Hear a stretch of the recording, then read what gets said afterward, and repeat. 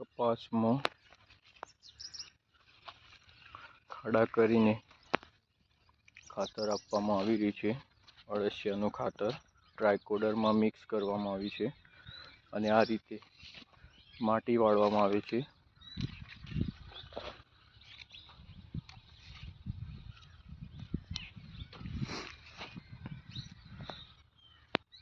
Development support centre Visnagar better cotton initiative કાર્યક્રમ અંતર્ગત BCI farmer જોડે આ પ્રેક્ટિસ કરવામાં આવી રહી છે, જેમાં જમીનમાં ભેજ પણ જળવાઈ રહે, મૂળનો સડો પણ ન થાય અને રાસાયણિક ખાતરની ભલામણ કરતાં વર્મી કમ્પોસ્ટનો ઉપયોગ કરવાથી જમીનમાં સૂક્ષ્મ જીવોનો વધારો થાય છે.